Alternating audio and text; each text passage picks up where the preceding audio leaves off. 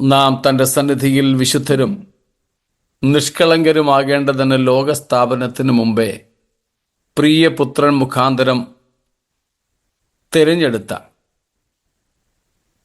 പിതാവായ ദൈവത്തെ ഞാൻ സ്തുതിച്ച് മഹത്വപ്പെടുത്തുന്നു.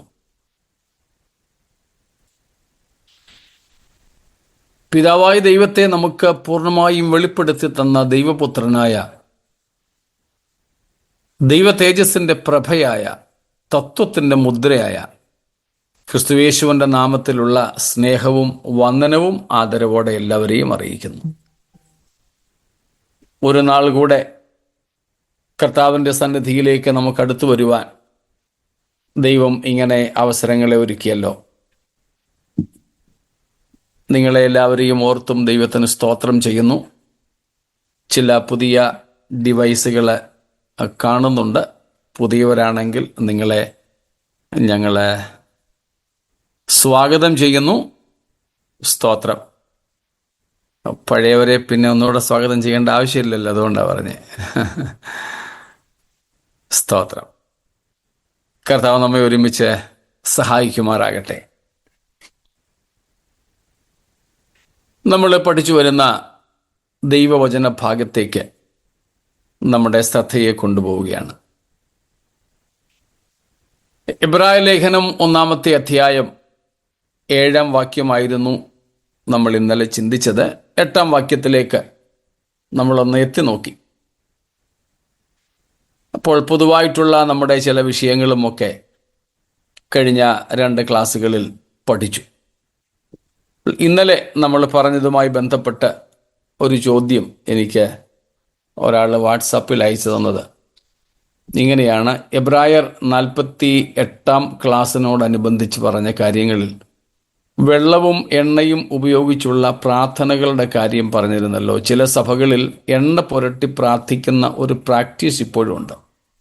വചനപ്രകാരം മർക്കോസ് 6:13, യാക്കോബ് 5:14 ഇത് കാണുന്നുണ്ട്. ഇങ്ങനെ പ്രാർത്ഥിക്കുന്നത് കൊണ്ട് എന്തെങ്കിലും അപാകതയുണ്ടോ?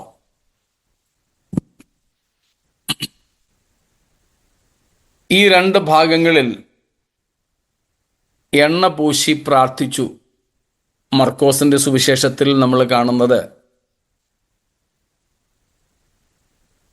യേശുക്രിസ്തുവിന്റെ ശിഷ്യന്മാർ, യൂദ ഉൾപ്പെടെയുള്ളവർ രോഗികൾക്ക് വേണ്ടിയിട്ട് എണ്ണ പൂശി രോഗികളെ സൗഖ്യമാക്കി എന്നുള്ളതാണ്. മർക്കോസ് 6:13 ഒന്ന് വായിച്ചോളൂ. മാർക്ക് 6:13. വളരെ ഭൂതങ്ങളെ പുറത്താക്കുകയും അനേകം രോഗികൾക്ക് എണ്ണ തേച്ച് സൗഖ്യം വരുത്തുകയും ചെയ്തു. എണ്ണ പൂശി പ്രാർത്ഥിച്ചതായി നമ്മൾ അവിടെ കാണുന്നില്ല. എണ്ണ തേച്ച് അല്ലെങ്കിൽ പൂശി, അർത്ഥം ഒന്ന് തന്നെ. എണ്ണ പുരട്ടി എന്ന് വേണമെങ്കിൽ പറയാം. അനേക രോഗികളെ യേശുവിൻ്റെ ശിഷ്യന്മാർ അല്ലെങ്കിൽ അപ്പോസ്തലന്മാർ സൗഖ്യമാക്കി എന്നാണ് നാം ഇവിടെ കാണുന്നത്.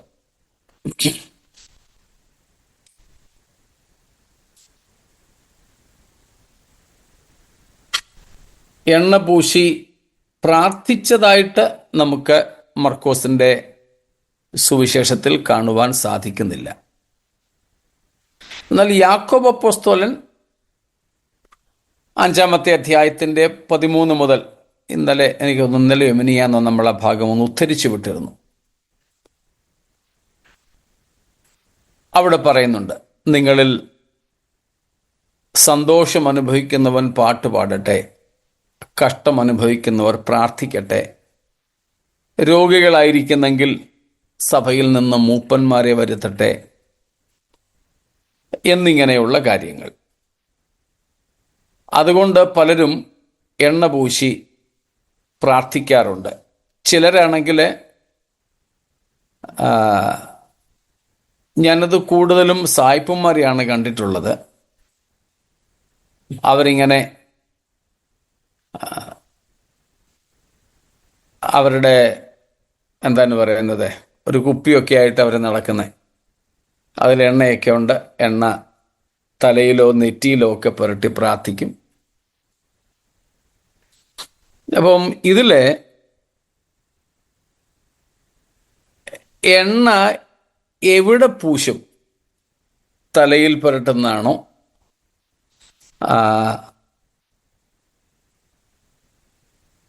അതോ ഈ രോഗമുള്ള സ്ഥലത്ത് എണ്ണ പൂശുന്നതാണോ? ചിലരുണ്ട്, ഇപ്പം വേദനയാണെങ്കിൽ അവിടെ എണ്ണ പുരട്ടി തിരുമാറുണ്ട്. വ്രണങ്ങൾ എന്തെങ്കിലും ഉണ്ടെങ്കിൽ അതിൽ എണ്ണ പുരട്ടാറുണ്ട്. ഇപ്പൊ ഈ നിലകളൊക്കെ ഞാൻ കണ്ടിട്ടുണ്ട്. ഏതായാലും ഈ രണ്ട് വാക്യങ്ങളെ അടിസ്ഥാനപ്പെടുത്തി എണ്ണ പുരട്ടി പ്രാർത്ഥിക്കുന്നത് തെറ്റാണെന്നോ അപാകതയാണെന്നോ നമുക്ക് പറയാൻ പറ്റില്ല. ബൈബിളിൽ നമ്മൾ കാണുന്ന ഒരു രീതിയാണ്. പക്ഷേ അതൊരു ഉപദേശം അല്ല. യേശുക്രിസ്തു ഉപദേശിച്ചു വിട്ടതായി നമ്മൾ കാണുന്നില്ല. എന്നാൽ അപ്പോസ്തലന്മാർ ചെയ്തതുകൊണ്ട്, കർത്താവിൻ്റെ സന്നിധിയിലും കർത്താവിൻ്റെ സാന്നിധ്യത്തിലും ചെയ്തതുകൊണ്ട് യേശു അതിനെ വിലക്കിയില്ല, നിഷേധിച്ചില്ല. അതുകൊണ്ട് തന്നെ അതിൽ കർത്താവിൻ്റെ ഒരു അംഗീകാരമുണ്ട് എന്ന് പറയുന്നതിൽ തെറ്റില്ല. കൂടാതെ അപ്പോസ്തലൻ യാക്കോബും അത് പറഞ്ഞിരിക്കുന്നു. അതും പക്ഷേ ഉപദേശമായിട്ടല്ല. അങ്ങനെയാണെങ്കിൽ ഈ എണ്ണ പൂശി പ്രാർത്ഥിക്കുന്നതിനേക്കാൾ വളരെ പ്രാധാന്യമർഹിക്കുന്ന കാര്യമാണ് യാക്കോബ് ആ ഭാഗത്ത് പറയുന്നത്. എന്താ? നിങ്ങളിൽ ഒരുവൻ രോഗിയായിരിക്കുന്നെങ്കിൽ എന്തൊക്കെ വേണമെന്നാ? സഭയിലെ മൂപ്പന്മാരെ വരുത്തട്ടെ. സഭയിലെ വരുത്തണം. 2, അവർ കർത്താവിന്റെ നാമത്തിൽ അവനെ എണ്ണ പൂശി അവന് വേണ്ടി പ്രാർത്ഥിക്കട്ടെ. രണ്ടാമത്തെ കാര്യമാണ് കർത്താവിൻ്റെ നാമത്തിൽ രോഗിയെ എണ്ണ പൂശുകയും പ്രാർത്ഥിക്കുകയും ചെയ്യുക. 3 കാര്യങ്ങളായി. പിന്നെ എന്നാൽ വിശ്വാസത്തോടു കൂടിയ പ്രാർത്ഥന ദീനക്കാരെ രക്ഷിക്കും. അത് കഴിഞ്ഞിട്ട് കർത്താവ് അവനെ എഴുന്നേൽപ്പിക്കും. അവൻ പാപം ചെയ്തിട്ടുണ്ടെങ്കിൽ അവനോട് ക്ഷമിക്കും. എന്നാൽ നിങ്ങൾക്ക് രോഗശാന്തി വരേണ്ടതിന് തമ്മിൽ പാപങ്ങളെ ഏറ്റുപറഞ്ഞ് ഒരുവന് വേണ്ടി ഒരുവൻ പ്രാർത്ഥിപ്പീൻ. ഇത് നമ്മൾ ചെയ്യുന്നുണ്ടോ?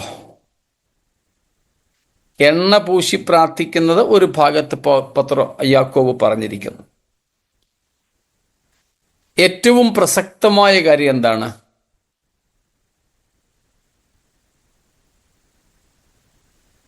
തമ്മിൽ പാപങ്ങളെ ഏറ്റുപറയുക, ഒരുവന് വേണ്ടി ഒരുവൻ പ്രാർത്ഥിക്കുക. എന്നാൽ ഇന്ന് നമ്മുടെ ഇടയിൽ നടക്കുന്നത് എന്താ? എണ്ണ പൂശി പ്രാർത്ഥിക്കുന്നത് തന്നെ ഒരുവന് വേണ്ടി ഒരുവൻ ചെയ്യുകയാണോ, അതോ ഒരുവൻ എല്ലാവർക്കും വേണ്ടി ചെയ്യുകയാണോ?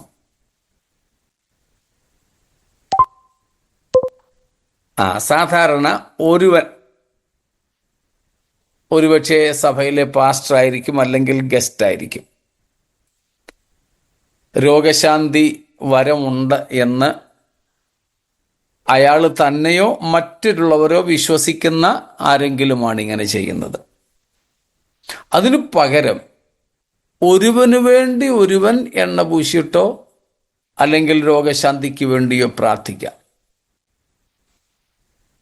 ആ പ്രാക്ടീസ് നമ്മുടെ ഇടയിൽ എന്തുകൊണ്ടില്ല?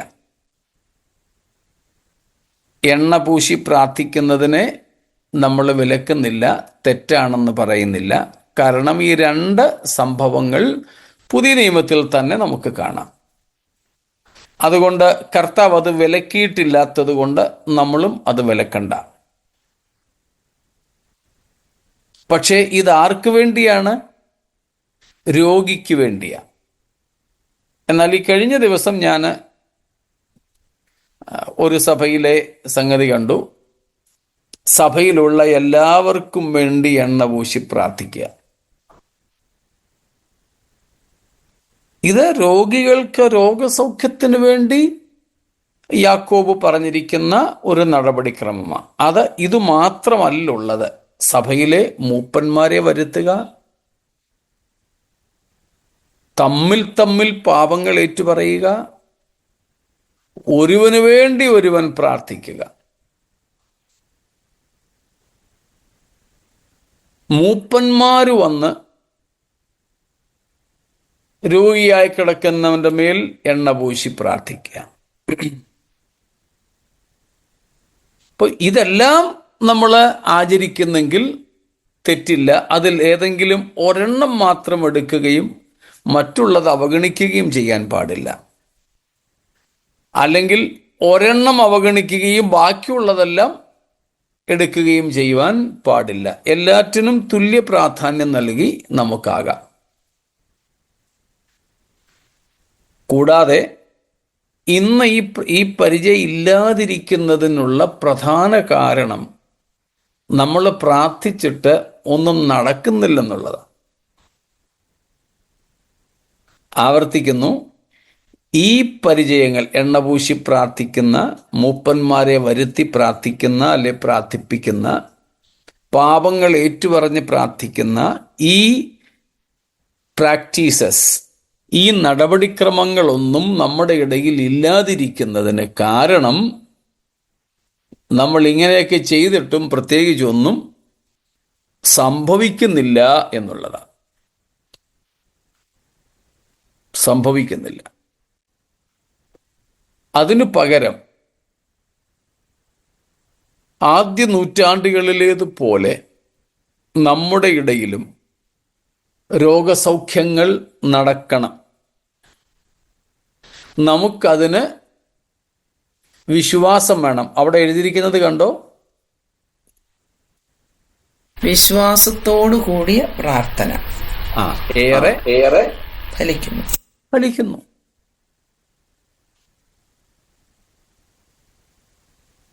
വിശ്വാസത്തോടു കൂടിയ പ്രാർത്ഥന ഏറെ ഫലിക്കുന്നു.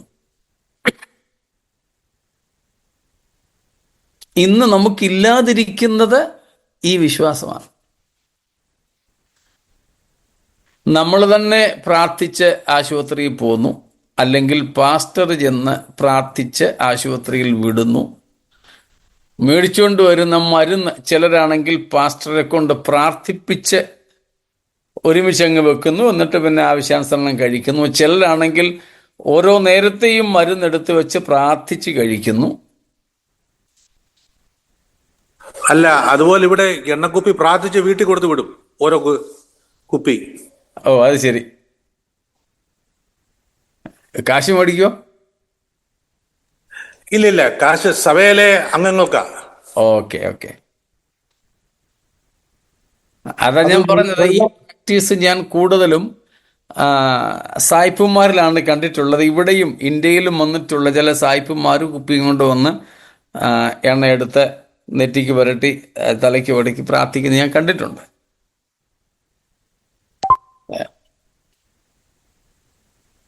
അത് നമ്മൾ ഇന്നലെ പറഞ്ഞായിരുന്നല്ലോ. വെള്ളവും ബൈബിളിൽ അതുമായിട്ട് ബന്ധമൊന്നുമില്ല. ഇത് ബൈബിളിലുള്ള കാര്യമാണ്. പലരും വെള്ളത്തിന്റെ കുപ്പിയായിട്ട് പ്രാർത്ഥിപ്പിക്കാൻ വേണ്ടി വരുന്ന ശീലമുണ്ട്. അത് നമ്മൾ ഇന്നലെ പറഞ്ഞായിരുന്നു. അതിന് വേദപുസ്തക അടിസ്ഥാനം ഇല്ലാത്ത കാര്യമാണ്. ഇതിന് അടിസ്ഥാനമുള്ളതാണ്. ബൈബിളിൽ രണ്ടിടത്ത് കർത്താവിന്റെ കാലത്തും അപ്പോസ്തലൻ ഉപദേശിച്ചതുമായിട്ടുള്ള കാര്യമാണ് എണ്ണ പൂശി പ്രാർത്ഥിക്കുന്നത്. അതിൽ അപാകതയുണ്ടോ എന്നാണ് ചോദ്യം. അതിൽ അപാകത ഒന്നുമില്ല. ഈ മൂപ്പന്മാരെന്ന് ഉദ്ദേശിക്കുന്നത് യഥാർത്ഥത്തിൽ ആരെ ഉദ്ദേശിച്ച? ബിഷപ്പിനെ. Bishop, presbyter, overseer, elder, pastor എല്ലാം ഒറ്റ ഒരാളാണ്. സഭയുടെ, നമ്മുടെ ഇന്നത്തെ ഭാഷയിൽ പറഞ്ഞാൽ സഭയുടെ ശുശ്രൂഷകൻ അഥവാ പാസ്റ്ററിനെയാണ് ഇവിടെ മൂപ്പൻ എന്ന് വിളിച്ചിരിക്കുന്നത്. നമ്മൾ മൂപ്പനെ ശുശ്രൂഷക്കാരനുമാക്കി, ശുശ്രൂഷകനെ മൂപ്പനുമാക്കി. നമ്മളതിനെ നേരെ അങ്ങ് തിരിച്ചിട്ടു. വേദപുസ്തകത്തിൽ മൂപ്പൻ എന്ന് പറഞ്ഞാൽ സഭയുടെ പാസ്റ്റർ എന്നർത്ഥം. ആ പാസ്റ്ററിന് പറയുന്ന മറ്റു പേരുകളാണ് ബിഷപ്പ്, പ്രസ്ബിറ്റർ, ഓവർസിയർ, ഇടയൻ എന്നൊക്കെ. ശുശ്രൂഷകൻ എന്ന് പറഞ്ഞാൽ നമ്മുടെ സെക്രട്ടറിയും കമ്മിറ്റിക്കാരും ഒക്കെ ഉൾപ്പെടുന്നവരാണ്. നമ്മൾ തന്നെ നേരെ അങ്ങ് തിരിച്ചിട്ടതും മൂപ്പനെ നമ്മളങ്ങ് പ്രായമുള്ള പുള്ളിയാക്കി. അത് വേദപുസ്തക പ്രകാരം തെറ്റായ നടപടിയാണ്. ഇപ്പം എനിക്കൊന്ന് TPM-ലും ഒക്കെ പാസ്റ്റേഴ്സിനെ മൂപ്പന്മാരെന്നാണ് വിളിക്കുന്നത്. ബ്രദറിലും അതെ, ബ്രദറിലും അങ്ങനെ. അതാണ് വേദപുസ്തകത്തിന്റെ ഭാഷ. അത് നമ്മുടെ ഇടയിൽ അങ്ങനെയല്ല. പ്രായമുള്ളവരെയാണ് മൂപ്പന്മാരെന്ന് പറയുന്നത്. തെറ്റാണത്. 1 തിമോത്തിയോസ് 3-ാം അധ്യായത്തിന്റെ ആദ്യത്തെ വാക്യം. 1 തിമോത്തിയോസ് ഒരുവൻ അധ്യക്ഷസ്ഥാനം കാക്ഷിക്കുന്നു എങ്കിൽ നല്ല വേല ആഗ്രഹിക്കുന്നു എന്നുള്ളത് വിശ്വാസയോഗ്യമാകുന്നു.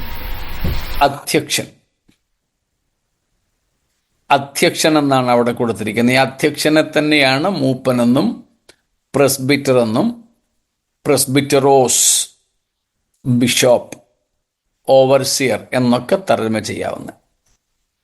അതിൻ്റെ 8-ാമത്തെ വാക്യാണെന്ന് തോന്നുന്നു.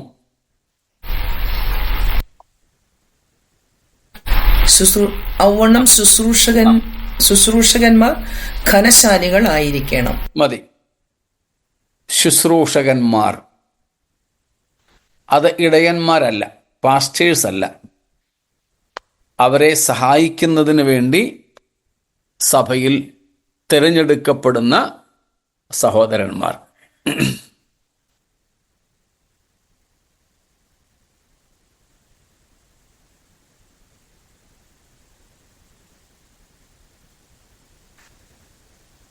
യേശുക്രിസ്തു ഒരിക്കലും പ്രാർത്ഥിച്ച് രോഗികളെ സൗഖ്യമാക്കിയതായിട്ട് കാണുന്നില്ല. പ്രാർത്ഥിച്ച് സുഖമാക്കാനായിട്ട് പറഞ്ഞിട്ടുമില്ല. അധികാരം കൊടുത്ത് കർത്താവ് ശിഷ്യന്മാരെ വിട്ടിട്ടേ ഉള്ളൂ.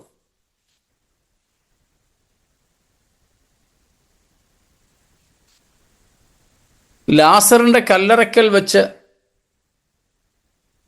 യേശു കർത്താവ് പിതാവിനോട് പ്രാർത്ഥിച്ചിട്ടുണ്ട്.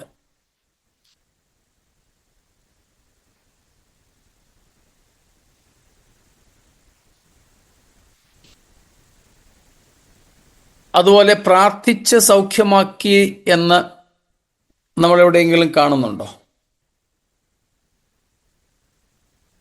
അപ്പോസ്തലന്മാർക്കായാലും ലഭിച്ച അധികാരം ഉപയോഗിച്ച് കർത്താവിൻ്റെ നാമത്തിൽ അവർ ഭൂതങ്ങളെ പുറത്താക്കുകയും ഒക്കെ ചെയ്തിട്ടുള്ളൂ.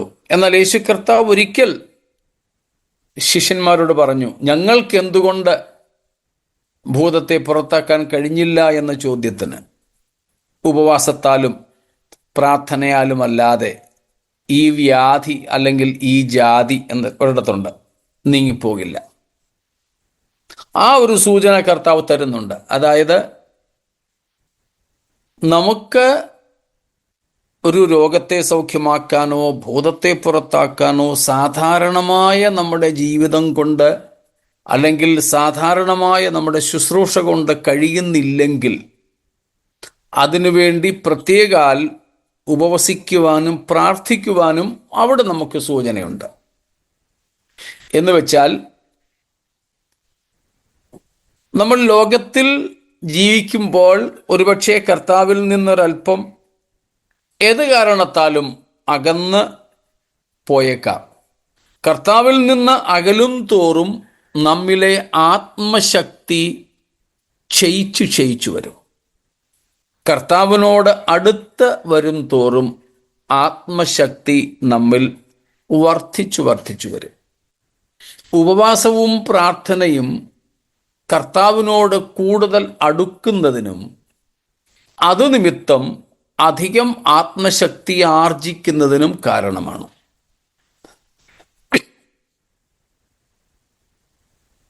മറ്റെല്ലാറ്റിൽ നിന്നും വിട്ട് മാറി കർത്താവിനോട് ഏറ്റവും അടുത്ത് ശുദ്ധീകരണം പ്രാപിച്ച് അടുത്ത് വരുമ്പോൾ സാധാരണ നിലയിൽ ഉള്ളതിനേക്കാൾ നമ്മൾ കൂടുതലായി ദൈവത്തെ പ്രാപിക്കുന്നു. ദൈവത്തിന് നമ്മെ പ്രാപിപ്പാൻ കഴിയുന്നു. അപ്പോൾ കൂടുതൽ ദൈവശക്തി അനുഭവം ആകും. അത് സാധാരണ നിലയിൽ പോകാത്ത ദുഷ്ടാത്മശക്തികളെയോ രോഗശക്തികളെയോ മാറ്റുന്നതിന് പര്യാപ്തമാകും. ആ നിലയിൽ നമ്മൾ ഉപവസിക്കുകയോ പ്രാർത്ഥിക്കുകയോ ചെയ്യാം. അത് കർത്താവ് നമ്മോട് പറഞ്ഞിട്ടുണ്ട്.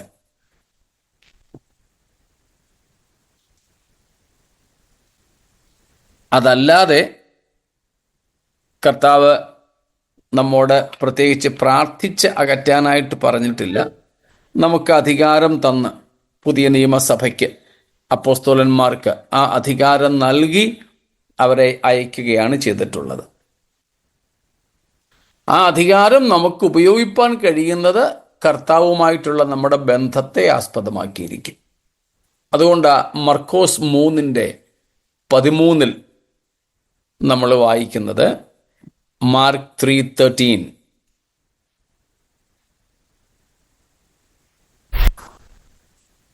പിന്നെ അവൻ മലയിൽ കയറി തനിക്ക് ബോധിച്ചവരെ അടുക്കൽ വിളിച്ചു. അവർ അവന്റെ അരികെ വന്നു. അവൻ തന്നോടുകൂടെ ഇരിപ്പാനും പ്രസംഗിക്കേണ്ടതിന് അയപ്പാനും ഭൂതങ്ങളെ പുറത്താക്കേണ്ടതിന് അധികാരം ഉണ്ടാകുവാനും 12 നിയമിച്ചു. 3 പ്രധാന കാര്യങ്ങൾ പുറകിൽ നിന്ന് തുടങ്ങാം. ഭൂതങ്ങളെ പുറത്താക്കാൻ അധികാരം ഉണ്ടാക്കുക. രണ്ടാമത്തേത് പ്രസംഗിക്കുക, സുവിശേഷം പ്രസംഗിക്കുക. ഒന്നാമത്തേത്, ഈ 2 അടിസ്ഥാനമാണ്. ഒന്നാമത്തേത് തന്നോട് കൂടെ ഇരിക്കുക.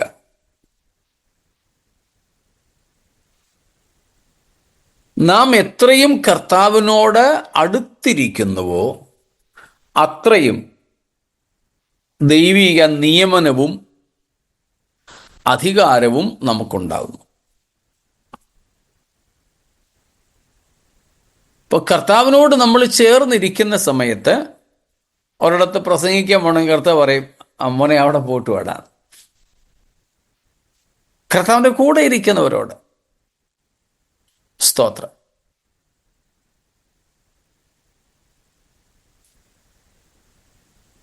അത് അന്നും അങ്ങനെയായിരുന്നു, ഇന്നും അങ്ങനെയാണ്.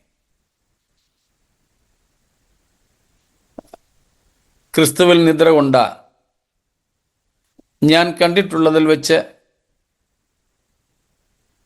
ഒരുപക്ഷെ പൗലോസ് അപ്പോസ്തലനെ പോലെയോ അദ്ദേഹത്തെക്കാൾ അധികമോ സുവിശേഷ താല്പര്യമുണ്ടായിരുന്ന ഒരു ദൈവദാസനായിരുന്നു രാമേശ്വരത്ത് കർത്താവിൻ്റെ വേല ചെയ്തുകൊണ്ടിരുന്ന ഒരു പൗലോസ്. പൗലോസ് എന്നാണെന്ന് തോന്നുന്നത് അദ്ദേഹത്തിൻ്റെ പേര്. സ്വന്തം രക്തം വിറ്റ് അതുകൊണ്ട് കിട്ടിയ കാശ് കൊണ്ട് ട്രാക്ട് അടിച്ച് സുവിശേഷ വേല ചെയ്ത മനുഷ്യനാണ് അദ്ദേഹം. ഇവിടെ ബോംബെയിൽ ഒരു കൺവെൻഷന് വേണ്ടി വിളിച്ചിട്ട് വന്നു. രാവിലെ എഴുന്നേക്കും. അദ്ദേഹം താമസിച്ച വീട്ടിലെ ആൾക്കാരൊക്കെ എഴുന്നേക്കുന്നതിന് മുമ്പ് ഇദ്ദേഹം എഴുന്നേറ്റ് ദിനേരികളൊക്കെ നടത്തി. രാവിലെ 10 മണിക്ക് മീറ്റിംഗ് ഉണ്ട്. അതിനു മുമ്പേ അദ്ദേഹം ആദ്യമായിട്ട്, ഇവിടെ ഒരു പരിചയമില്ലാത്തയാളാണ്, ഭാഷ പോലും അറിയാൻ വയ്യ. പക്ഷേ രാവിലെ എഴുന്നേറ്റ് തയ്യാറായി ട്രാക്റ്റ് അങ്ങോട്ടങ്ങ് ഇറങ്ങും. എത്ര മണിക്കാണ് മീറ്റിംഗ്? എത്ര മണിക്ക് പോകണം? 9:30. എന്നാൽ ശരി. ഒരു പിടുത്തം ഇല്ലാത്ത മനുഷ്യനാ. അങ്ങ് ഇറങ്ങിപ്പോവും. അതുകൊണ്ട് 9:30 ആകുമ്പോഴത്തേക്കും തിരിച്ചു വരും. ഈ പോകുന്ന വഴിക്ക് അദ്ദേഹത്തെ കാറിൽ കൊണ്ടുപോവുക. കാറ് സിഗ്നലിൽ നിർത്തി. ചിലപ്പം 1/2 മിനിറ്റത്തെ സിഗ്നലാണ്. ഇദ്ദേഹം അവിടെ ചാടി ഇറങ്ങും. ഇറങ്ങിയിട്ട് അവിടെ നിൽക്കുന്ന വണ്ടിക്കാരെ അവർ ട്രാക്ട് കൊടുക്കും. ഇങ്ങനെ സുവിശേഷം അറിയിക്കുന്ന ഒരു മനുഷ്യൻ. അദ്ദേഹം പറഞ്ഞു, ഒരു ദിവസം കർത്താവ് തന്നോട് പറഞ്ഞെന്ന് കംബോഡിയയ്ക്കോ മറ്റോ പോകണമെന്ന്. ഇദ്ദേഹത്തിനൊരു പിടുത്തമില്ല. അവിടെ പോയി റേഡിയോ നിലയത്തിൽ പ്രസംഗിക്കുമെന്ന് ഒരു പിടുത്തമില്ല.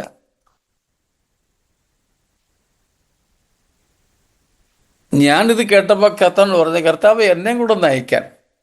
കർത്താവ് പറഞ്ഞു, അദ്ദേഹത്തെ പോലെ ഇവിടെയൊക്കെ സുവിശേഷം അറിയിക്കും, ഇവിടുത്തെ കഴിയുമ്പോൾ നിന്നെ വിടാമെന്ന്. നമ്മൾ കർത്താവിനോട് കൂടെ ഇരുന്നാൽ എപ്പോഴാണോ എവിടേക്കാണോ ആവശ്യം അവിടേക്ക് തമ്പുരാൻ വിടും. അതന്നും അങ്ങനെ ഇന്നും ഇങ്ങനെ. അങ്ങനെ കർത്താവിൻ്റെ കൂടെ ഇരിക്കുന്നവർക്ക് സാധാരണമായി ഡീഫോൾട്ടായിട്ട് ദൈവം കൊടുക്കുന്ന അധികാരമാണ് സുവിശേഷം പ്രസംഗിക്കാനും സുവിശേഷം പ്രസംഗിക്കുന്നിടത്ത് അത്ഭുതങ്ങൾ നടക്കാനും. അത് രോഗസൗഖ്യമാകാം, ഭൂതശാന്തിയാകാം, വിവിധ വീര്യപ്രവർത്തികളാകാം. പക്ഷേ നമ്മൾ അതിൻ്റെ ആദ്യ ഭാഗങ്ങളൊന്നും ചെയ്യാതെ ഒടുവിലത്തേത് മാത്രം ചെയ്യാൻ ശ്രമിക്കുമ്പോഴാണ് അരയും മുറിയുമൊക്കെ അവിടെ ഇവിടെ നമ്മൾ കൊണ്ടൊപ്പിക്കാൻ നോക്കുന്നത്. അത് വേണ്ട. അതുകൊണ്ട് ഈ പറയപ്പെട്ട എണ്ണപൂശി പ്രാർത്ഥിക്കുന്നതിന് വേദപുസ്തക അടിസ്ഥാനമുണ്ട്. അത് തെറ്റാണെന്ന്, അതിൽ അപാകതയുണ്ടെന്ന് പറയാൻ നമുക്ക് പറ്റില്ല. പക്ഷേ ബാക്കി ഭാഗങ്ങളും കൂടെ നാം ചെയ്യണം. ഒപ്പം അങ്ങനെ നമ്മൾ പ്രാർത്ഥിച്ചാൽ രോഗസൗഖ്യം നടക്കുകയും വേണം. ആ നിലയിലേക്ക് നമ്മളൊന്ന് മാറണം. നമ്മുടെ സഭകളിൽ ഈ അത്ഭുതങ്ങളും അടയാളങ്ങളും രോഗശാന്തിയും ഭൂതശാന്തിയും ഒക്കെ വെളിപ്പെടണം. ഇന്നും നമ്മുടെ ദൈവം ജീവിക്കുന്നു. പരിശുദ്ധാത്മാവിൻ്റെ ശക്തിക്ക് ഒരു കുറവും സംഭവിച്ചിട്ടില്ല. പക്ഷേ ഈ അനുഭവങ്ങളൊക്കെ ഇന്ന് നമ്മുടെ സഭകളിൽ ഏതാണ്ടൊക്കെ നിന്നുപോയിരിക്കുന്നു. അത് നമ്മുടെ ഇടയിൽ നടക്കണം. നമുക്ക് വിശ്വാസമില്ലാതെയായിരിക്കുന്നു. ഒരു കൊച്ചു വിഷയത്തിന് പോലും നമുക്ക് മറ്റുള്ളവർക്ക് വേണ്ടി പ്രാർത്ഥിക്കാൻ സാധിക്കുന്നുണ്ടാകാം, നമുക്കായിട്ട് തന്നെ പ്രാർത്ഥിക്കാൻ, ദൈവിക വിടുതലിന് വേണ്ടി കാത്തിരിക്കുവാനോ സാധിക്കാതെ പോകുന്നു.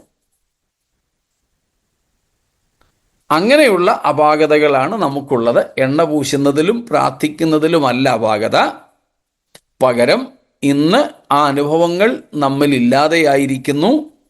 അതൊന്നും പ്രായോഗിക തലത്തിൽ ശുശ്രൂഷിപ്പാൻ നമ്മൾ പ്രാഗൽഭ്യമില്ലാത്തവരായി വിശ്വാസമില്ലാത്തവരായും തീർന്നിരിക്കുന്നു. അവിടെയാണ് നമ്മുടെ സഭയുടെ ഇന്നത്തെ അപാകത. അത് മാറണം. അത് മാറിയാൽ നമ്മുടെ സഭയ്ക്കകത്തും പുറത്തും ഒരുപോലെ ഈ കാര്യങ്ങളൊക്കെ നടക്കും. അനേകർ കർത്താവിങ്കിൽ വിശ്വസിച്ച് വരികയും ചെയ്യും.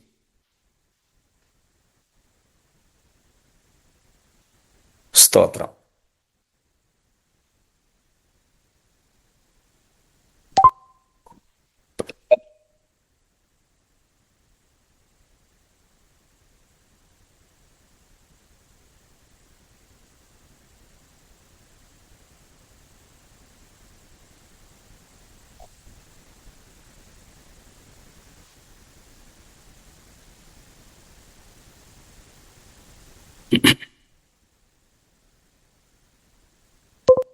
ഇന്നലെ നമ്മൾ അക്കാര്യം പറഞ്ഞു. വെള്ളവും എണ്ണയും കൊണ്ടുവച്ചാൽ ദൈവത്തിലുള്ള നമ്മുടെ വിശ്വാസം ഇതിലേക്ക് മാറാൻ സാധ്യതയുണ്ടെന്ന്. അപ്പം എണ്ണ പ്രാർത്ഥിച്ച് വീട്ടിൽ കൊണ്ടുവെക്കുന്ന പ്രവണതയല്ലായിരുന്നു അപ്പോസ്തലന്മാർ ചെയ്തത്. അതാത് സന്ദർഭങ്ങളിൽ ചെയ്ത കാര്യമാണ്. അതാത് സന്ദർഭങ്ങൾ. അതാണ് ഒരുവന് വേണ്ടി ഒരുവൻ പ്രാർത്ഥിക്കുക. എല്ലാവരും ദൈവമക്കളായിട്ടുള്ള എല്ലാവരും അതിന് പ്രാഗൽഭ്യമുള്ളവരായി തീരുക എന്ന് പറഞ്ഞത്. അപ്പോൾ തന്നെ ഒരു മറുഭാഗം, ഇപ്പം നമ്മൾ പറഞ്ഞ ഇങ്ങനെ ചെയ്താൽ ദൈവത്തിൽ നിന്നുള്ള വിശ്വാസം ബോട്ടിലേക്ക് മാറുമെന്ന് പറഞ്ഞ് ആ കെയർ ഓഫിൽ ഈ ഒരു ആത്മീയ അനുഭവത്തെ അവഗണിക്കാനായിട്ട് നമ്മൾ ഒഴികഴിവായി ഇതിനെ കാണുകയും ചെയ്യരുത്. ഈ ദൈവിക രോഗശാന്തിയും അത്ഭുതങ്ങളുമൊക്കെ ഇന്നും ദൈവം പ്രവർത്തിക്കുന്നെന്ന് വിശ്വസിക്കാനും അത് ജീവിതത്തിൽ പ്രായോഗികമാക്കുവാനും നമുക്ക് സാധിക്കണം. IPCയുടെയും ചർച്ച് ഓഫ് ഗോഡിൻ്റെയും AGയുടെയും ഒക്കെ വിശ്വാസ പ്രമാണത്തിനകത്തുള്ള ഒരു കാര്യമാണ്. ഞങ്ങൾ ദൈവിക രോഗശാന്തിയിൽ വിശ്വസിക്കുന്നു എന്നുള്ളത്. പക്ഷേ എവിടെയാ പ്രായോഗികത? ഇന്ന് നടക്കുന്നില്ലല്ലോ അത്.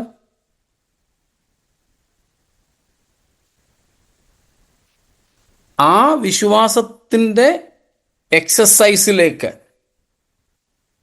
പ്രായോഗികതയിലേക്ക് നമ്മൾ വരണം. ഇന്നും യേശുക്രിസ്തു രോഗികളെ സൗഖ്യമാക്കുന്നു. യേശുക്രിസ്തുവിൻ്റെ നാമത്തിൽ ഇന്നും രോഗസൗഖ്യമുണ്ട്.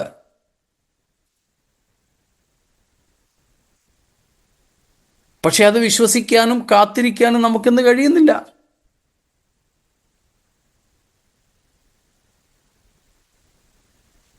ചുരുക്കം ചിലരൊക്കെ അത് വിശ്വസിക്കുകയൊക്കെ ചെയ്യുന്നു. പ്രത്യേകിച്ച് ഡോക്ടർമാർ കൈവിട്ട് കഴിയുമ്പോഴും ആശുപത്രിയിൽ പോകാൻ കാശില്ലാതിരിക്കുമ്പോഴും ഒക്കെ. ആ അവസ്ഥയിൽ നിന്ന് മാറണം. നമ്മുടെ വിശ്വാസത്തിൻ്റെ ആ അവസ്ഥയും അനുഭവവും മാറണം.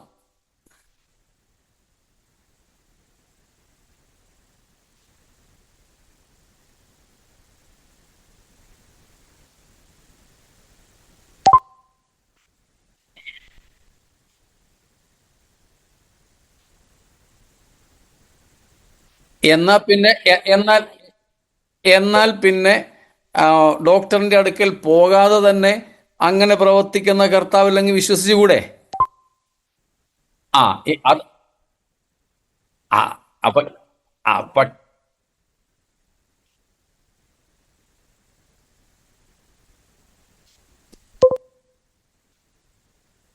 അതുകൊണ്ട്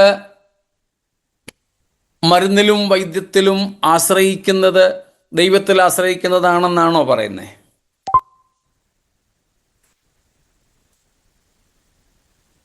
എന്തോ കേൾക്കുന്നില്ല ഇങ്ങോട്ട്.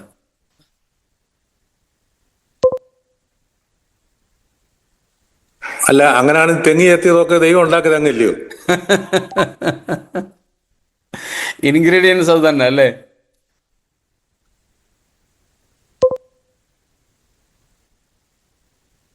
അത് നമ്മൾ മരുന്നെടുക്കാനും കർത്താവിൽ പൂർണ്ണമായിട്ടും ആശ്രയിക്കാതിരിക്കാനും ഒക്കെ പറയുന്ന ഒരു ഒഴികഴിവെന്ന് മാത്രമേ ഉള്ളൂ. പ്രത്യേകിച്ച് ഡോക്ടറും കൂടെ ആയതുകൊണ്ട്. എന്റെ ഫാദർ പറയായിരുന്നു, ഇങ്ങനെയുള്ള വിഷയത്തിന് വേണ്ടി പ്രാർത്ഥിക്കുമ്പോൾ നീയൊക്കെ ഇങ്ങനെ വേണ്ടി പ്രാർത്ഥിച്ചു കഴിഞ്ഞാൽ പിന്നെ ഈ മിഷണറിമാരൊക്കെ അല്ലേ ആശുപത്രിയും കാര്യങ്ങളൊക്കെ നടത്തി, പിന്നെ അതൊക്കെ പിന്നെ അടച്ചുപൂട്ടേണ്ടി വരുമല്ലോ. അത് മിഷനറിമാർക്ക് വേണ്ടിയല്ലല്ലോ, ഈ വിശ്വാസം ഇല്ലാത്തവർക്ക് വേണ്ടിയല്ലേ.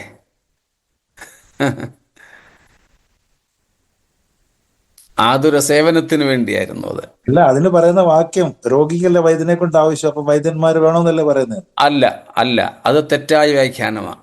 അത് അവിടെ നടക്കുമായിരുന്ന ഒരു തത്വമാണ് പറഞ്ഞത്.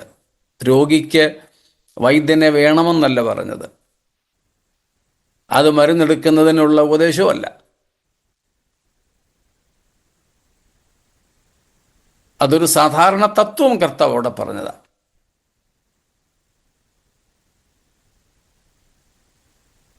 ശരിയാണ്, പാസ്റ്റർ പറഞ്ഞ ശരിയാണ്. പക്ഷെ ഇതിനു വേണ്ടിയുള്ള ഉപാധിയായിട്ട് ഉപയോഗിക്കുന്ന വാക്യങ്ങളാണെന്ന് ഞാൻ പറയായിരുന്നു.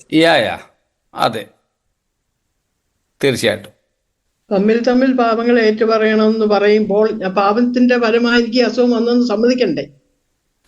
സമ്മതിക്കണം. അതിനാണ് പരിശോധിക്കണമെന്ന് പറയുന്നത്. എന്തുകൊണ്ട്? കഴിഞ്ഞ ദിവസം മിനിയാന്ന് നമ്മൾ ആ കാര്യം പറഞ്ഞായിരുന്നു. ഏതാണ്ട് 10-ലധികം കാരണങ്ങളുണ്ട് നമ്മുടെ വിവിധമായ കഷ്ടങ്ങൾക്ക്, രോഗങ്ങൾക്കൊക്കെ. അതിൽ എന്തുകൊണ്ടാണ് എനിക്ക് സംഭവിച്ചതെന്ന് തിരിച്ചറിയാൻ ഒരു ഭക്തന് സാധിക്കും. അത് പാപം നിമിത്തമുള്ളതാണെങ്കിൽ അതിന് ആ പാപത്തിന് പരിഹാരം കാണണം, ഏറ്റുപറയണം. എല്ലാ രോഗങ്ങളും എല്ലാ കഷ്ടങ്ങളും പാപത്തിന്റെ പരിണത ഫലമല്ല. അതായത് വ്യക്തിപരമായ പാപത്തിന്റെ ഫലമായിട്ടുള്ളതല്ല. അതുകൊണ്ട് അത് വിവേചിച്ചറിയുക എന്നുള്ളതാണ് ഒന്നാമത്തെ ഘട്ടം. ദൈവഹിതം അറിഞ്ഞ് പ്രാർത്ഥിക്കുക എന്നുള്ളത്. അത് ശുദ്ധീകരണത്തിന്റെ ഒരു ഭാഗവും രണ്ടാമത് പാപികളുടെ പ്രാർത്ഥന ദൈവം കേൾക്കുന്നില്ലെന്നും ദൈവത്തിനായിരുന്ന ദൈവത്തിന്റെ ഇഷ്ടം ചെയ്യുന്നതിന്റെ പ്രാർത്ഥന കേൾക്കുന്നു എന്നുള്ള വാക്യങ്ങളുടെ എല്ലാം പശ്ചാത്തലം ഒന്നിച്ച് ക്രോഡീകരിച്ചുള്ള ഒരു കാര്യം കൂടെ ആവില്ല. എന്ന് പറഞ്ഞാൽ ശുദ്ധീകരണം പ്രാപിച്ചവരെല്ലാവരും കൂടെ പ്രാർത്ഥിക്കുമ്പോൾ അതിൽ വ്യാപരിക്കുന്ന നേരത്തെ പറഞ്ഞ പോലുള്ള ആ ദൈവശക്തി, ദൈവമായിട്ടുള്ള ആ അടുത്ത ബന്ധത്തിൽ നിന്നുള്ള ദൈവപ്രവൃത്തി അല്ലേ? പാപം നിമിത്തം ഉണ്ടായിട്ടുള്ള പ്രശ്നങ്ങൾക്ക് പാപപരിഹാരം ആദ്യം വരുത്തുക. അത് തമ്മിലേറ്റു പറയേണ്ടതാണെങ്കിൽ തമ്മിലേറ്റു പറയുക. തമ്മിലുള്ള പ്രശ്നങ്ങളാണെങ്കിൽ തമ്മിലുള്ളതിനെ ഏറ്റുപറയുന്ന കാര്യമാണ്. അത് അല്ലാതെ ഓർത്തഡോക്സ് കത്തോലിക്ക സഭകൾ പറയുന്നത് പോലെ കുമ്പസാരിക്കുന്ന കാര്യമല്ല. ഇത് വെച്ച് കുമ്പസാരിക്കുന്ന കാര്യവും പറയാറുണ്ട്. അതുമല്ല ഇത്.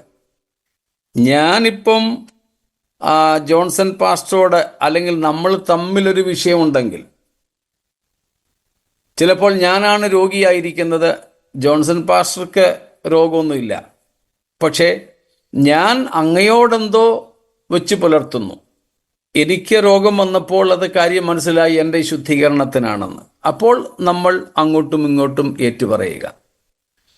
പ്രശ്നം എനിക്ക് മാത്രമേ ഉള്ളായിരിക്കും രോഗം, എങ്കിലും ആ സൗഖ്യത്തിന് വേണ്ടിയിട്ട് അത് ആവശ്യമാണ്. പാപികളുടെ പ്രാർത്ഥന ദൈവം കേൾക്കുന്നില്ല എന്നുള്ളത് ഈ പശ്ചാത്തലത്തിലല്ല. ആ പശ്ചാത്തലം മറ്റൊന്നാണ്. അതിവിടെയല്ല. അതും ഇതുമായിട്ട് ബന്ധമില്ല.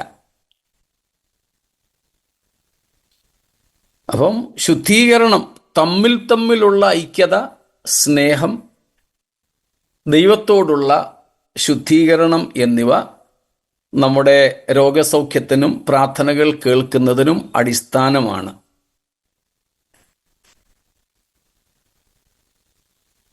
അങ്ങനെയുള്ള വേദപുസ്തകത്തിൻ്റെ മൊത്തമായ രീതിയിൽ കർത്താവിൽ പൂർണ്ണമായും ആശ്രയിക്കുകയും വിശ്വസിക്കുകയും ചെയ്ത് നമ്മൾ ശുദ്ധീകരണം പ്രാപിച്ച് എണ്ണ പൂശിയോ അല്ലാതെയോ ഒക്കെ പ്രാർത്ഥിച്ച് അതാത് സമയത്ത് ദൈവിക നിയോഗങ്ങൾക്കനുസരിച്ച് നമുക്ക് മുൻപോട്ട് പോകാൻ സ്വാതന്ത്ര്യമുണ്ട്. അല്ല, ഞാനിങ്ങനെ കേട്ടിട്ടുണ്ട്, ചിലര് എണ്ണിക്കാൻ വയ്യാതെ രോഗികളായിരിക്കുന്നവർ തന്നെ പ്രാർത്ഥിച്ച് മറ്റുള്ളവർക്ക് വേണ്ടി അല്പ സൗഖ്യം ഉണ്ടാകുന്നവരെ പറ്റി ഞാൻ കേട്ടിട്ടുണ്ട്. അവരുടെ രോഗമൊട്ട് മാറത്തുമില്ല. അതെ, അങ്ങനെ പലരുടെയും ഞാൻ കണ്ടിട്ടുമുണ്ട്. അവർ രോഗികളോ അല്ലെങ്കിൽ അങ്ങനെയുള്ള കഷ്ടങ്ങളിലോ ആയിരിക്കും. അവർക്ക് വിമോചനമില്ല, എന്നാൽ അവർ പ്രാർത്ഥിക്കുന്നവർക്ക് വിടുതലുകൾ ലഭിക്കുന്നുണ്ട്. അതിലാണ് ദൈവത്തിൻ്റെ ഹിതം ഓരോന്നിലും ഉള്ളത് നമ്മൾ അറിയണമെന്ന് മുമ്പേ പറഞ്ഞത്. അങ്ങനെയുള്ള പലരെക്കുറിച്ച് ഞാൻ കേട്ടിട്ടുമുണ്ട്, ഞാൻ കണ്ടിട്ടുമുണ്ട്. തിരുവചനത്തിൽ പൗലോസ്ലീഹ ഒരു ഉദാഹരണം കൂടാണല്ലോ അല്ലേ? അതെ, പൗലോസും എന്തൊക്കെയോ ശാരീരിക കഷ്ടങ്ങളിലൂടെ പോയ ആളാണ്. വിടുതൽ അദ്ദേഹത്തിന് ലഭിച്ചിരുന്നില്ല.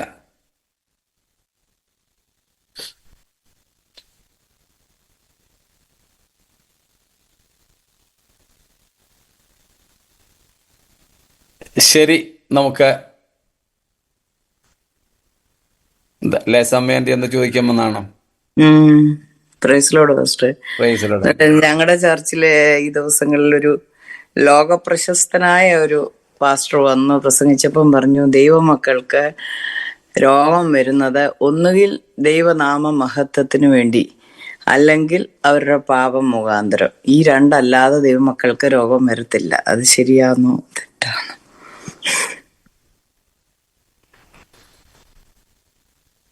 ദൈവനാമ മഹത്വത്തിന് വേണ്ടി എന്ന് പറയുമ്പോൾ അതിനകത്ത് എന്തൊക്കെ അദ്ദേഹം ഉദ്ദേശിച്ചു എന്ന് എനിക്കറിയില്ല. ഈ പറഞ്ഞതുപോലെ ഒന്നാമത്തെ കാരണം, ഈ രോഗങ്ങൾക്കായാലും കഷ്ടങ്ങൾക്കായാലുമുള്ള ഒന്നാമത്തെ കാരണം ആദാമ്യ പാപമാണ്. അത് പാപത്തിൻ്റെ സ്വാഭാവിക പരിണിത ഫലമാണിതെല്ലാം.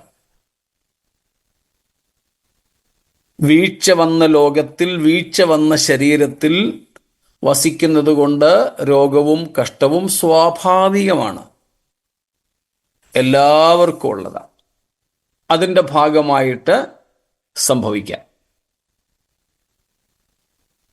മറ്റൊന്ന് വ്യക്തിപരമായ പാപം നിമിത്തം സംഭവിക്കാം. വ്യക്തിപരമായ പാപം. മൂന്നാമത്, എനിക്ക് വന്ന രോഗം എൻ്റെ വ്യക്തിപരമായ പാപ നിമിത്തമാകണമെന്നില്ല. പകരം മറ്റൊരാൾ എന്ന് പറഞ്ഞാൽ ഞാനുമായിട്ട് വളരെ അടുത്ത ബന്ധമുള്ള ഒരാൾ, ശാരീരിക ക്ലേശം എനിക്കാണെങ്കിലും എന്നോട് വളരെ അടുത്ത ഒരാളിനെ ദൈവത്തിങ്കലേക്ക് അടുപ്പിക്കുന്നതിന് വേണ്ടി, അദ്ദേഹത്തിന് മാനസിക ക്ലേശങ്ങൾ വരുത്താൻ വേണ്ടി ഒരുപക്ഷെ ഞാൻ രോഗിയായേക്കാം. രോഗിയോ കഷ്ടമോ എന്തുമാകട്ടെ.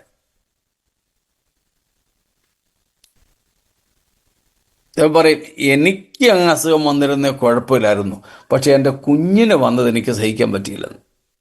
അങ്ങനെയുള്ള കേസിൽ കുഞ്ഞിനെ ദൈവം ബാധിക്കുള്ളൂ. അതാണ് ഞാനീ പറഞ്ഞത്. അത് ചിലപ്പം ഭാര്യ, ഭർത്താവ്, ആരുടെ വീഴ്ത്തൽ ആകാം. അപ്പനെ ദൈവത്തെങ്കിലേക്ക് തിരിക്കാൻ ചിലപ്പോൾ കുഞ്ഞിനെ ദൈവം തൊടും. കാരണം അപ്പൻ്റെ ഹൃദയം ഏറ്റവും അധികം ഉടക്കിയിരിക്കുന്നത് ഈ കുഞ്ഞിൻ്റെ മേല. അങ്ങനെയുള്ള കേസുകളിലാണ് പറഞ്ഞ്. മറ്റൊന്ന്, നമ്മിലുള്ള പാപം ചെയ്തിട്ടല്ല, നമ്മിലുള്ള പാപ സ്വഭാവങ്ങളെ പുറത്ത് കളയാൻ വേണ്ടി, നമ്മളെ പാപത്തിൽ അകപ്പെടാതെ സൂക്ഷിക്കാൻ പ്രിക്വേഷറി ആയിട്ട്. 1 പത്രോസ് 4-ാം അധ്യായത്തിൻ്റെ ആദ്യ വാക്യങ്ങളിൽ പറയുന്നത് പോലെ. മറ്റൊന്ന്, ക്രിസ്തുവിൻ്റെ കഷ്ടങ്ങളിൽ പങ്കാളികളാകാൻ വേണ്ടി. അടുത്തതൊന്ന്, വികേറിയസായി മറ്റുള്ളവർക്ക് വേണ്ടി സഹിക്കുന്ന കഷ്ടങ്ങൾ. ഒരമ്മ സഹിക്കുന്ന വേദന കുഞ്ഞിൻ്റെ പിറവിക്ക് വേണ്ടിയാ എന്ന് പറഞ്ഞതുപോലെ വികേറിയസായി പകരമായി സഹിക്കുന്ന കഷ്ടതകൾ.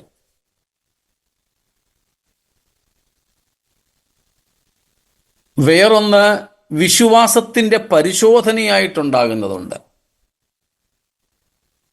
നമ്മുടെ വിശ്വാസത്തെ സ്ഥിരപ്പെടുത്താൻ വേണ്ടിയും നമ്മുടെ കർത്താവിനോടുള്ള വിധേയത്വത്തെ തെളിയിക്കാൻ വേണ്ടിയുമുള്ളതുണ്ട്. ഇങ്ങനെ ഈ പറഞ്ഞ വിവിധമായ സംഗതികളെയെല്ലാം ദൈവനാമ മഹത്വം എന്നതിൻ്റെ ആ തലക്കെട്ടിനകത്ത് കൊണ്ടുവരുന്നെങ്കിൽ തെറ്റില്ല. അപ്പം ഇങ്ങനെയുള്ള വിവിധ കാരണങ്ങളാലാണ് നമുക്കുണ്ടാകുന്ന കഷ്ടങ്ങൾ. ഇപ്പം പൗലോസിനുണ്ടായത് പാപനിമിത്തമല്ല. പ്രത്യേകിച്ച് ദൈവനാമ മഹത്വത്തിന് വേണ്ടിയാണോ എന്ന് ചോദിച്ചാൽ അല്ല. പക്ഷേ പൗലോസ് വിശ്വാസത്തിൽ നിന്നും വീണു പോകാതെയും പാപം ചെയ്യാതെയും ഇരിക്കേണ്ടതിന് ആ ഒരു കഷ്ടം കൊടുത്തു. അപ്പോൾ ഇങ്ങനെയുള്ള പല കാരണങ്ങൾ അതിനകത്തിലുണ്ട്. അദ്ദേഹം ഇതിനെല്ലാം കൂടെ ഈ 2 കാറ്റഗറിയിൽ പെടുത്തിയെങ്കിൽ നമുക്ക് വിരോധമില്ല. സ്തോത്രം.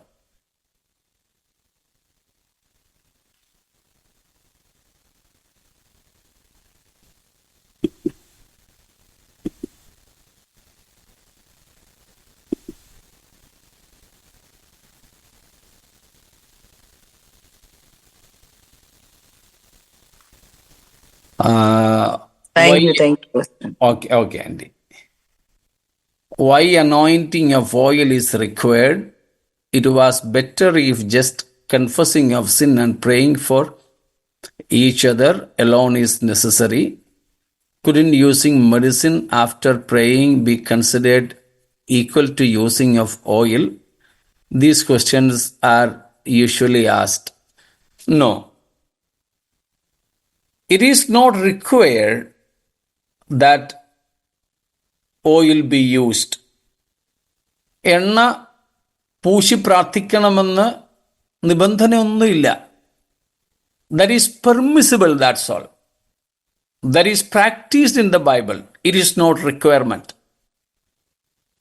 2, it is not equal to using medicine.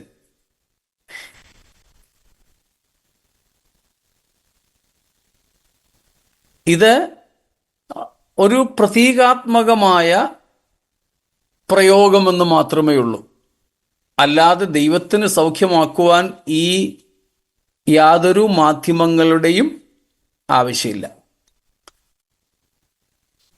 യേശു കർത്താവ് മണ്ണിൽ ചെളി തുപ്പി ചെളി ഉണ്ടാക്കി തേച്ചു കഴുകാൻ പറഞ്ഞു. അതൊന്നും മർക്കോസിൻ 6-ാം അധ്യായത്തിൽ കാണുന്നത് പോലെ ആരും ചെയ്ത് കാണുന്നില്ലല്ലോ.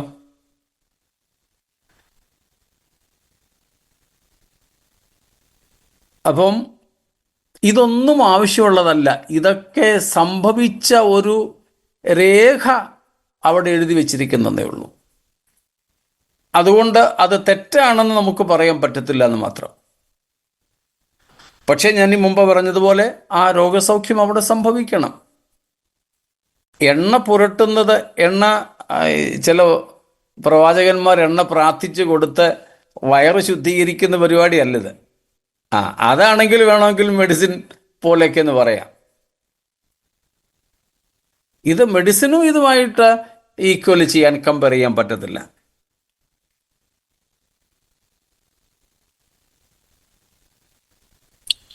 Pastor, can I ask one more question? Yes, see, there are certain people, they don't use medicine totally, but when some sickness come, they say eat the clove, or use garlic or pepper and such kind of medicinal leaves. They say you can use, you don't need to use medicine, but just take all this. So is that correct? It is also equivalent to medicine, no? they are actually normal food God has provided us. That is part of our normal food.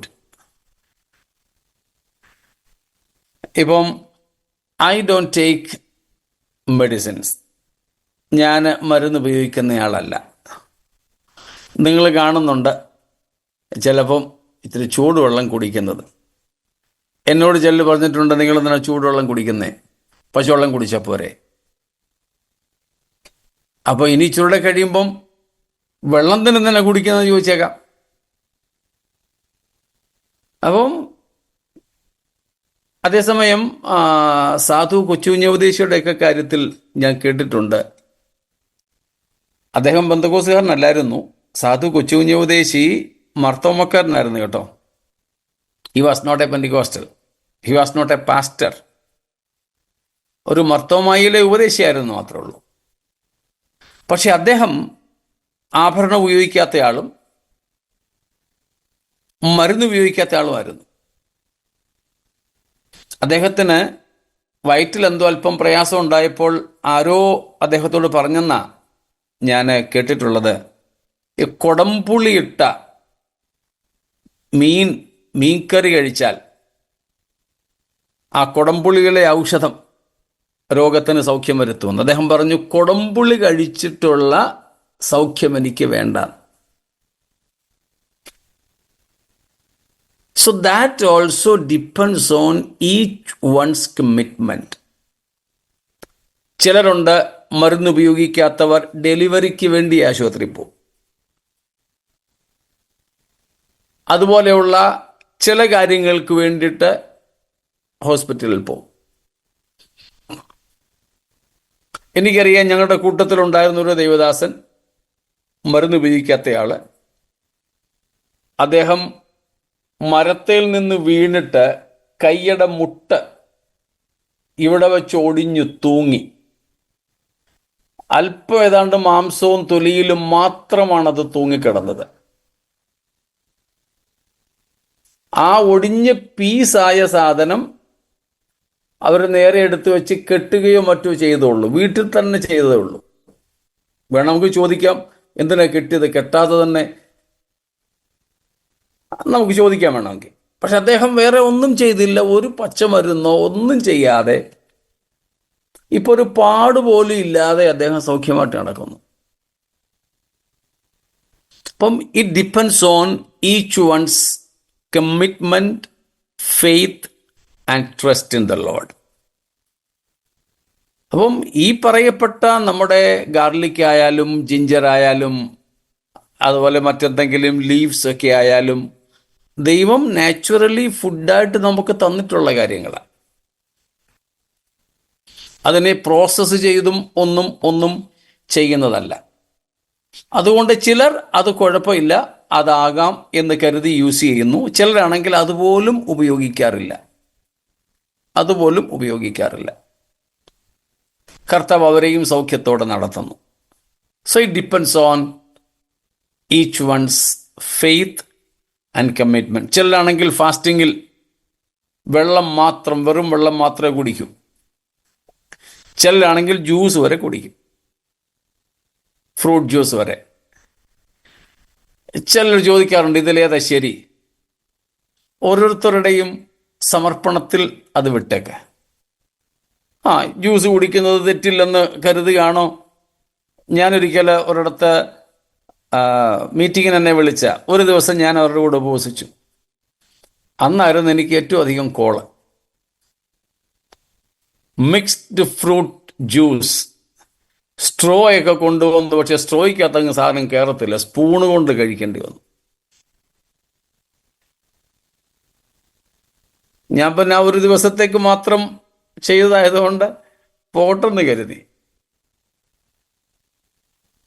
അപ്പം ചിലരങ്ങനെയാ, അത് അവരവരുടെ തീരുമാനത്തിനും അവരവരുടെ കാരണം ബൈബിളിൽ നേരിട്ടൊരു കൽപ്പന ഇങ്ങനെ വേണം എന്ന് ഇല്ലാത്തതിന് അവരുടെ സ്വാതന്ത്ര്യത്തിന് നമുക്ക് വിടാൻ പറ്റും.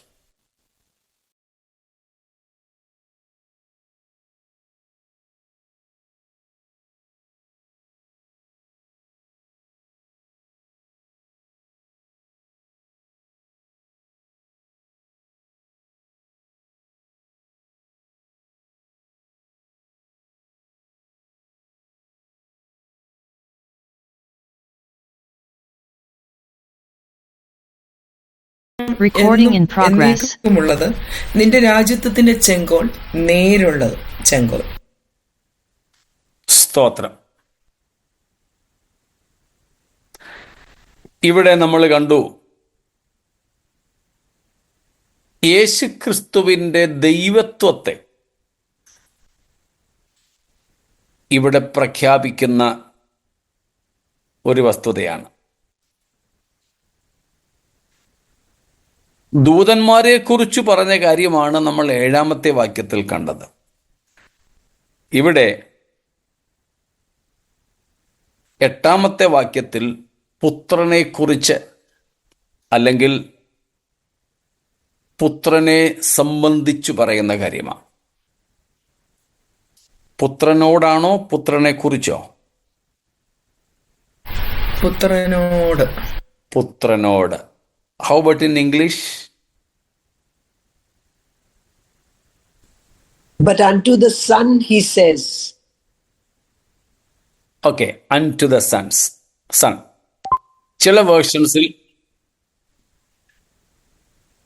ചിലതിൽ എബൌട്ട് എന്ന, ചിലതിൽ. അതും കഴിഞ്ഞ ദിവസം നമ്മൾ പറഞ്ഞ പോലെ മാനുസ്ക്രിപ്റ്റ്സിന്റെ വ്യത്യാസത്തിലാണ്. ബട്ട് ഓഫ് ദ സൺ എന്ന് ചിലയിടത്തുണ്ട്. എബൌട്ട് ദ സൺ എന്ന് ചിലതിലുണ്ട്. ടു ദ സൺ എന്ന് ചിലതിലുണ്ട്. ഏതായാലും ഇത് പുത്രനെ കുറിച്ച് അല്ലെങ്കിൽ പുത്രനോട്, രണ്ടായാലും നമുക്ക് പ്രശ്നമില്ല.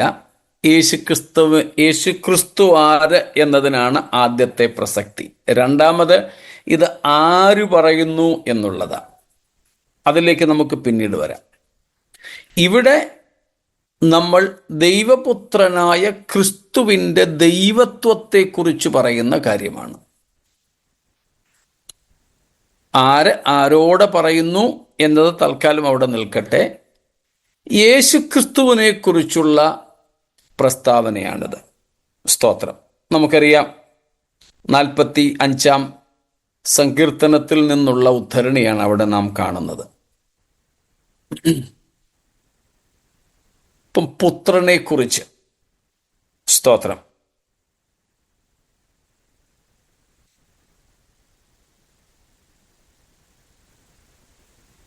മാക്കാർത്തർ പറയുന്നത് Here is one of the most amazing and important statements in all of the scripture. Jesus is God eternal. ആരോട് എന്നതിനെ തൽക്കാലം മാറ്റിവെച്ചിട്ട് അതിലേക്ക് നമ്മൾ വരുന്നുണ്ട്. തൽക്കാലത്തേക്ക് അതിനെ മാറ്റിവെച്ചിട്ട് ആരെക്കുറിച്ച് എന്നുള്ളത് നമുക്ക് നോക്കാം. ക്രിസ്തുവിനെ കുറിച്ച് പറയുന്ന പ്രസ്താവനയാണിത്.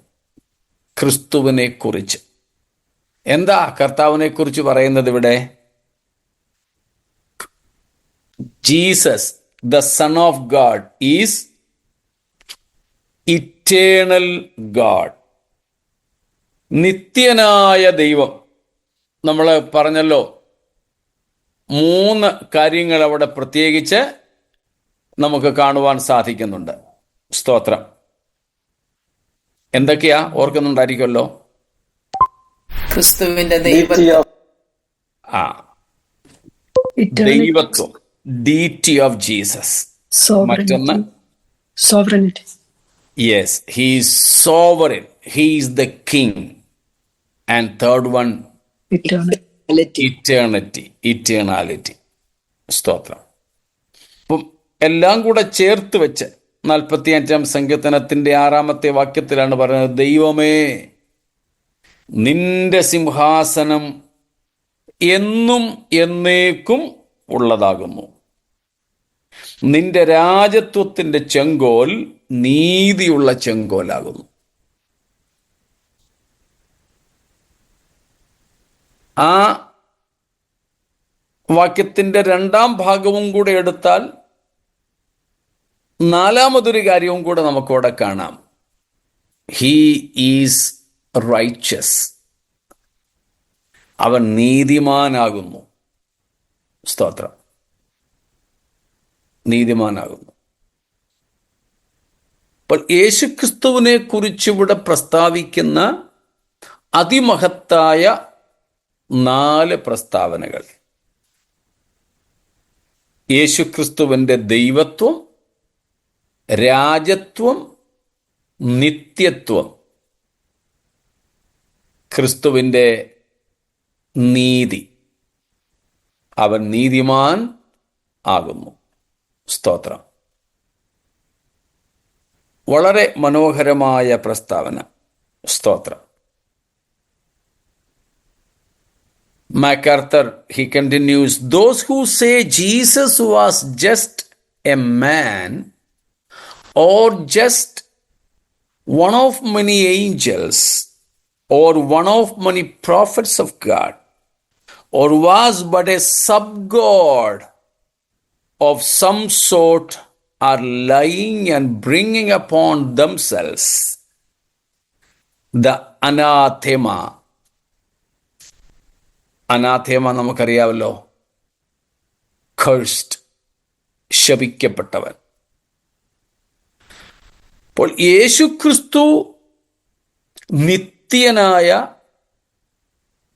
നീതിമാനായ രാജാവായി ദൈവമായി വാഴുമ്പോൾ യേശുവിനെ ഒരു ദൂതനായിട്ടോ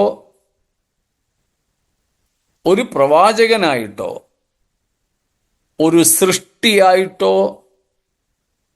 ഒരു സെമി ഗോഡ്, ഒരു കുട്ടി ദൈവമായിട്ടോ ഒക്കെ അവതരിപ്പിക്കുന്നവർ സത്യത്തിൽ ശപിക്കപ്പെട്ടവരാണ്. സാക്ഷാൽ ദൈവമായവനെ ദൈവമായി അംഗീകരിപ്പാൻ കഴിയാതെ സൃഷ്ടിയായി, ദൂതനായി, പ്രവാചകനായി, ഒരു കുട്ടി ദൈവമായി മാത്രം അവതരിപ്പിക്കുന്നത് ശാപഗ്രസ്തമാണ്. സ്തോത്രം. എന്നാൽ ഈ കർത്താവിനെ നമുക്ക് ദൈവമായി അംഗീകരിപ്പാൻ, സ്വീകരിപ്പാൻ, സ്തോത്രം, ദൈവം നമ്മുടെ ഉൾക്കണ്ണുകളെ തുറന്നല്ലോ. ആയതിനായി ദൈവത്തിന് സ്തോത്രം, ദൈവത്തിന് മഹത്വം. Praise God. So So here the Father acknowledges God the Son is God Himself. God Himself. അദ്ദേഹം പറയുന്നത്, I believe this verse gives the clearest, most powerful, emphatic and irrefutable proof of the deity of Christ in the Bible. വേദപുസ്തകത്തിനകത്ത് നിന്ന് യേശുക്രിസ്തുവിൻ്റെ ദൈവത്വത്തിന് വേണ്ടി ഉള്ള ശക്തമായ, അനിഷേധ്യമായ ഒരു തെളിവാണ്, പ്രഖ്യാപനമാണ് ഈ വാചകം. സ്തോത്രം. ഈ വാചകം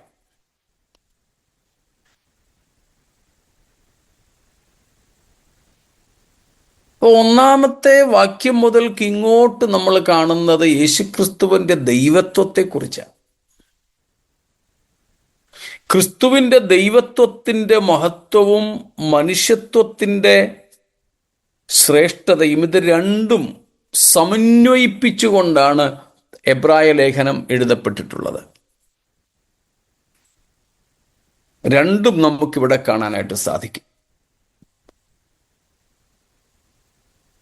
ക്രിസ്തുവിനെ നാം അങ്ങനെ തന്നെ മനസ്സിലാക്കണം. മനുഷ്യത്വവും ദൈവത്വവും കൂടെ ഒരുമിച്ച് യേശുക്രിസ്തുവിൽ സമ്മേളിച്ചിരിക്കുന്നത് എബ്രായ ലേഖനം പോലെ ഒരുപക്ഷെ വേറെ ഒരു പുസ്തകത്തിലും അത്ര തെളിയിച്ച് നാം കാണുന്നില്ല. സുവിശേഷ ഗ്രന്ഥങ്ങളിലുണ്ട് ദൈവത്വത്തിൻ്റെയും മനുഷ്യത്വത്തിൻ്റെയും പല പ്രതിരൂപങ്ങൾ. പക്ഷേ ഒരു ചിന്താവിഷയം എന്ന നിലയിൽ അതിനെ വിവരിച്ച് നാം ഏറ്റവും മനോഹരമായി കാണുന്നത് എബ്രായ ലേഖനത്തിലാണ്. സ്തോത്രം. നമ്മൾ കണ്ടതാണല്ലോ ഈ 1-ാം അധ്യായത്തിൽ 4 തൊട്ട് യേശുക്രിസ്തുവിൻ്റെ ദൈവത്വത്തിൻ്റെ ശ്രേഷ്ഠതയാണ്. അപ്പോൾ തന്നെ 2-ാം അധ്യായത്തിൽ 5-ാമത്തെ വാക്യം മുതൽ ക്രിസ്തുവിൻ്റെ മനുഷ്യത്വത്തിൻ്റെ വിശേഷതയും. അപ്പം ഇത് രണ്ടും ഒരുമിച്ച് ക്രിസ്തുവിൽ സമ്മേളിച്ചിരിക്കുന്നതായി നമുക്ക് കാണാം. ഇപ്പോൾ ക്രിസ്തുവിനെക്കുറിച്ചുള്ള ആ പ്രഖ്യാപനം, ഇപ്പം ഈ 45-ാമത്തെ സങ്കീർത്തനം വളരെ റിച്ച്ലി മെസ്സിയാനിക്, മശിഹൈകമാണ് ഈ 45-ാമത്തെ സങ്കീർത്തനം. എന്നിട്ട് 7-ാമത്തെ വാക്യത്തിലും നാം കാണുന്നു, നീ നീതിയെ ഇഷ്ടപ്പെട്ടു, ദുഷ്ടതയെ ദ്വേഷിക്കുന്നു. അതുകൊണ്ട് ദൈവം, നിന്റെ ദൈവം തന്നെ നിന്റെ കൂട്ടുകാരിൽ പരമായി നിന്നെ ആനന്ദ തൈലം കൊണ്ട് അഭിഷേകം ചെയ്തിരിക്കുന്നു.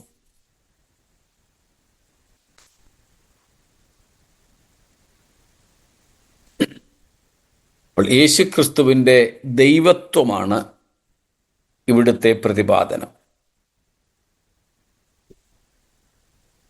കഴിഞ്ഞകാല നിത്യതയിൽ പുത്രനെക്കുറിച്ച് പറഞ്ഞ ആ അരുളപ്പാട്, വിളംബരം ഇവിടെ എടുത്തു പറയുക.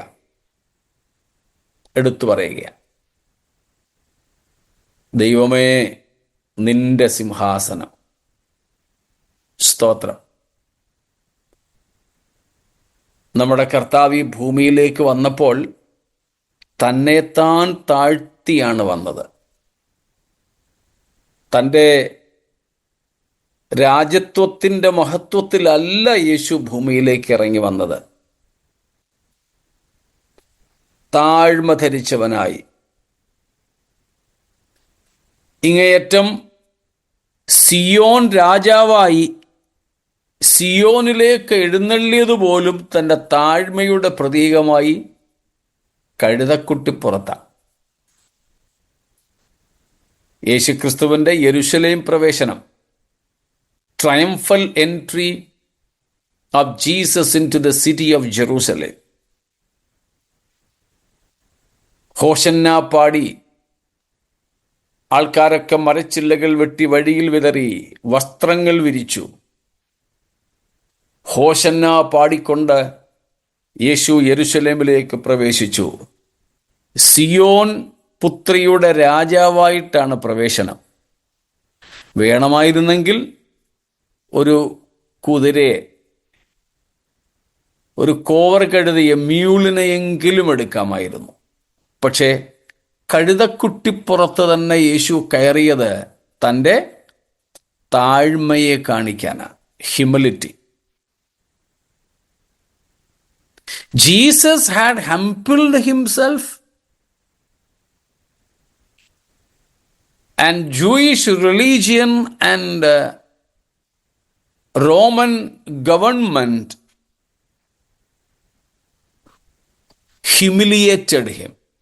Jesus himself humbled him, and the religion and politics or government or judiciary humiliated him. യേശു തന്നെത്താൻ താഴ്ത്തി. എന്നാൽ യഹൂദ മതവും റോമൻ സർക്കാരും പട്ടാളവും ഒക്കെ കൂടെ ചേർന്ന് യേശുക്രിസ്തുവിനെ വളരെ ഹ്യൂമിലിയേറ്റ് ചെയ്തു, തരം താഴ്ത്തി. സ്തോത്രം. എന്നാൽ ഇനിയും കർത്താവ് വരുന്നത് അങ്ങനെ തന്നെത്താൻ താഴ്ത്തിക്കൊണ്ടല്ല.